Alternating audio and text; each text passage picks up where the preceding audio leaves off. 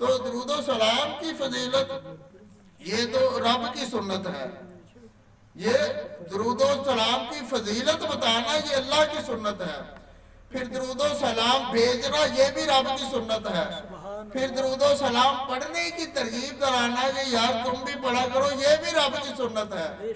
وہ کیسے کہ رب کائنات نے قرآن مجید میں ارشاد فرمایا ہے کہ ان اللہ و ملائکتہ یصلون علی النبی یا ایھا الذین آمنوا صلوا علیہ وسلموا تسلیما، کہ بے شک اللہ اور اس کے فرشتے درود بھیجتے ہیں نبی اکرم صلی اللہ علیہ وسلم کی ذات والا صفات پر۔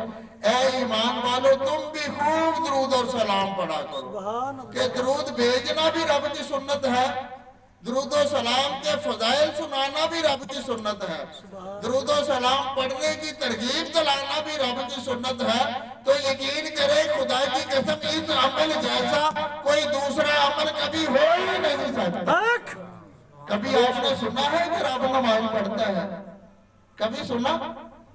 یا کسی جگہ لکھا رب نے کس کی نماز پڑھنی ہے؟ وہ تو رب ہے، وہ تو مالک دو جہاں ہے، اس کا تو ثانی ہی کوئی نہیں، اس کا تو شریک ہی کوئی نہیں، ہم نے اس کو سجدہ کرنا ہے۔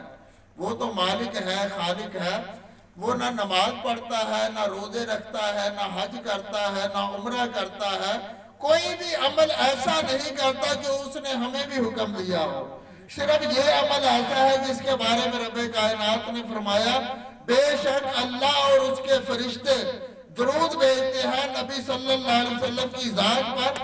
اے ایمان والو تم بھی خوب درود اور سلام بھیجا کرو، کہ یہ واحد عمل ایسا ہے جو رب کی سنت ہے، رب بھی کر رہا ہے، ہم بھی کرتے ہیں۔ رب نے فضیلت بیان کی کہ بے شک اللہ اور اس کے فرشتے درود بھیجتے ہیں، یہ رب نے فضیلت بیان کی۔